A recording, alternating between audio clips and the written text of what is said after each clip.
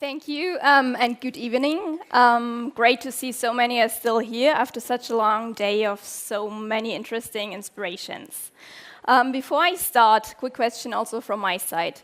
Who of you does use Pinterest already professionally? That means in a way to distribute your content to your audiences. Okay, not so many hands are rising, so I think it's even better than that my plan was to start with a very basic question. What is actually Pinterest? Mostly we start off by saying what we're not. We're not a social media platform. We consider ourselves much more a visual discovery engine and a catalog of ideas that helps people find things they're interested in and inspires them to do something with those things in real life. I can show you, based on a pretty simple example, what we mean when we say discovery. So there are basically two ways to use the web. One is to search for something specific, if you already know what you're looking for. So my guess is that at least some of you used search to find out how to get to this location today. Another way to use the web, however, is to browse for something and to discover things, but you might not yet know what exactly you're looking for. So imagine someone out there searches for spring fashion 2016, not with a very concrete target, but just on the hunt for inspiration. In that situation, this kind of search results might not be that extremely helpful because they're maybe not all that inspiring. This is your search result if you look for spring fashion on Pinterest. For everyone out there, a perfect spring outfit can mean something slightly different. And if you browse for that topic, for everyone, anyone might be on the search for different things, based on taste, based on preference, even based on the specific mood you're in when you're looking.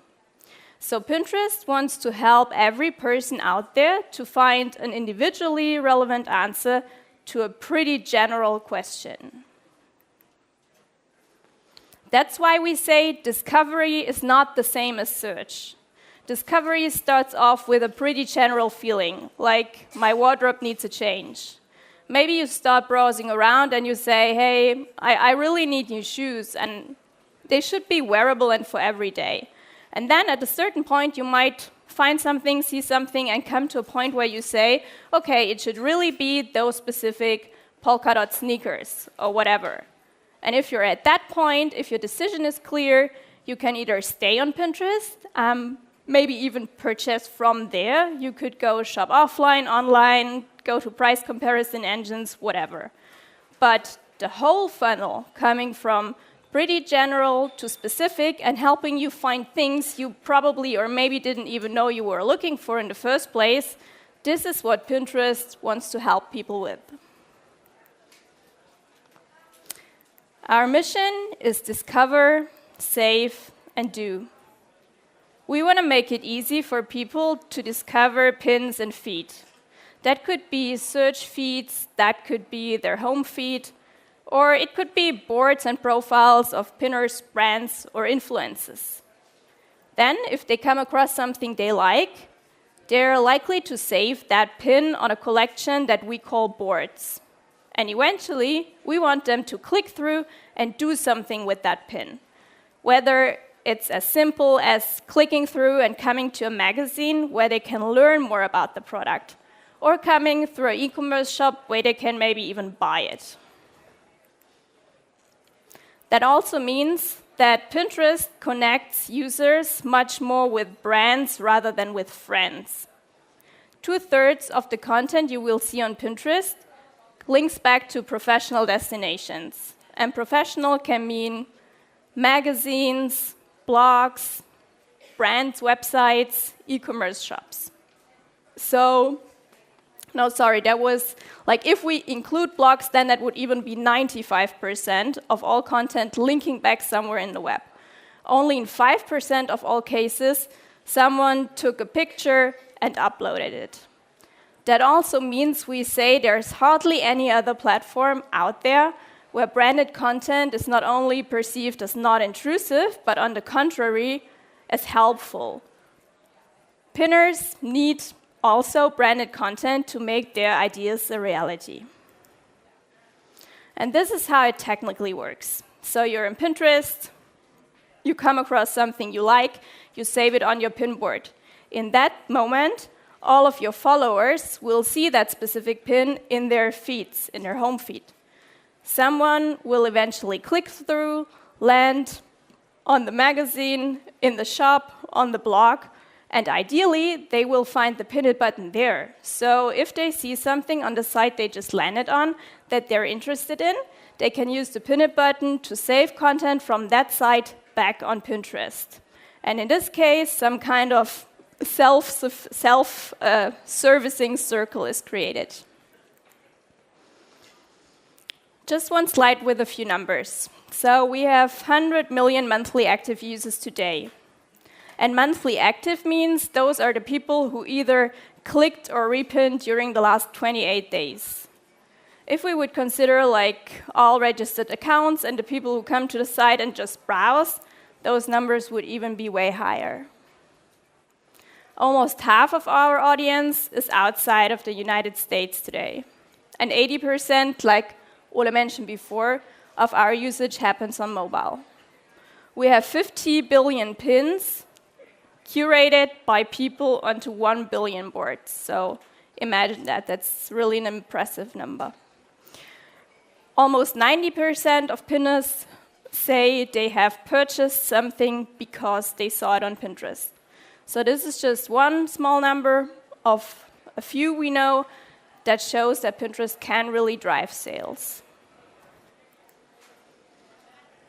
The strongest categories on Pinterest in terms of monthly repins are food, DIY, and fashion, followed by home decor, travel, and beauty. So that brings us to the topic that all of you are here for today. Let's have a closer look on how pinners engage with fashion on Pinterest. Basically, they engage with fashion in different ways.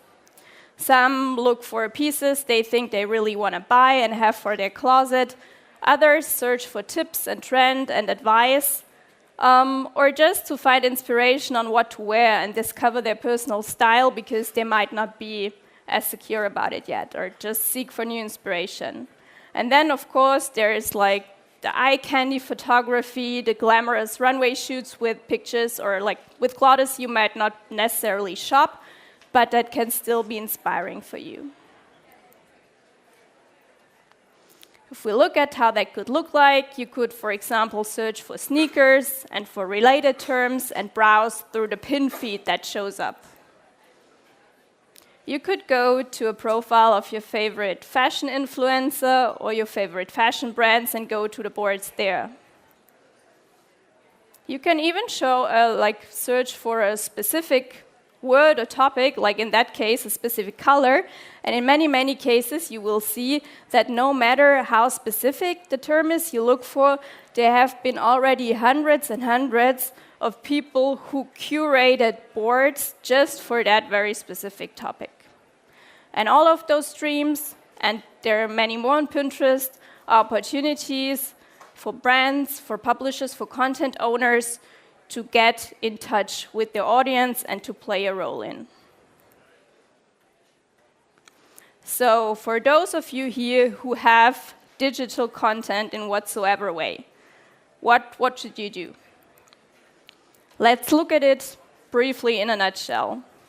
You can generate organic reach for your content on Pinterest, first of all, if you have a digital site with a certain amount of visual content. And it's pretty difficult to say now, okay, you need to have this amount of items or that amount of items, but there should be a decent basis. And I'm going to tackle that a bit more into detail later on in the workshop. Secondly, you should open up a profile on Pinterest and pin your content there.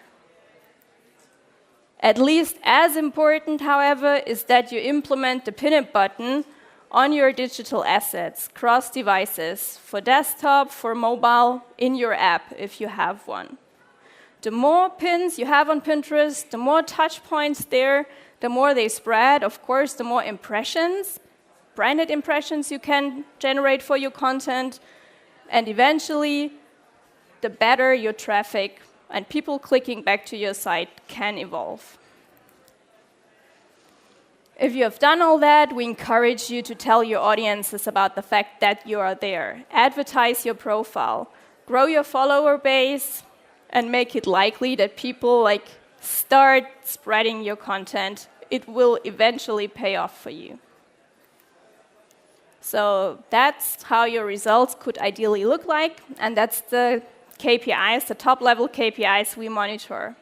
First impressions, that's the amount of time your pins came in touch with the pinner on the platform, basically. Secondly, the repins, the amount of time your content has been engaged with. And last but not least, clicks that led back to your site. That is the traffic that we're generating. There would, of course, even be more numbers further down the funnel. We could also have a look at the sales that you could generate via Pinterest. We're not there yet to communicate reliable numbers or statistics at this point, but we heard from brands and retailers that the average value per order is higher from Pinterest than from any other social channels, even if the traffic coming from Pinterest might not even be the highest. But pinners on Pinterest very often have a very high purchase intent when they browse, so that's actually pretty natural. Again, this is simple but effective. It's what you should do, what we recommend in a nutshell. I'm going to tackle all of that later more in detail at the workshop. We'll look at a couple of cases. I can also give you more tips on a few technical things you should have a closer look at. So if you already thought this could be something for you, I can only encourage you to join me later. Before we go there, a quick look into the future. We have still a few exciting product developments and advertising developments in the pipeline. And I'm just going to show 3 of you to you. So at the moment, outside the US, it's not possible yet to invest budget on Pinterest. We don't offer promoted pins yet. UK is the market that's going to be next. And then at a certain point, further down the road, other markets and also Germany will follow. At the moment, you can purchase them only in the United States. This is how it will eventually look like. So as you can see, there is one promoted pin on the screen, and depending on where you sit, you might probably have a hard time even seeing which of those pins is the promoted one. That's because they just look like regular pins. Of course, they're correctly flagged, but in a very subtle and not intrusive way. That makes advertising on Pinterest a really, really native part of the user experience. So they just look like regular pins. They're being engaged with in the same way as regular pins. They're just seen by more people based on targeted placements. The takeaway for you here could be, if you already have a lot of content, there's the chance to generate organic reach. If you don't have that much content, be a little bit patient. In the future, it will be possible, even with just a few pins, to promote them and to reach a pretty broad audience. This is a specific kind of promoted pins we offer. That's the cinematic pin. And the movement you see on those pins is not a video. It's a stop-motion-based format that only starts moving when the pinner engages with the image on the screen. So it's mobile only, it's very attraction-heavy, and sometimes provides really incredible click-through rates. And the last thing I want to mention, last but not least, is the buy button. Also only in the United States at the moment, mobile only, introduced earlier in summer last year, makes seamless shopping on Pinterest possible. Like in this case, you might come across a product of one of our e-commerce partners, you would see a blue buy button on, for example, the pin with this bag, and you could shop it in just 2 clicks, either with Apple Pay or by submitting your credit card details just one, and shop without even losing the app. Of course, that was not only super interesting to us, but also to pinners, because it makes Pinterest more actionable, and it really doubles down on the do aspect of our mission, and not to say that it's also interesting for brands and retailers. So closing here and summarizing, really simple. If you have content, bring it to Pinterest, install the pin it button so that your target group and your audience can help you bring the content to Pinterest and make it seen there by many more people. Tell your audience that you're there, and if that was interesting, learn more in the workshop. Thank you.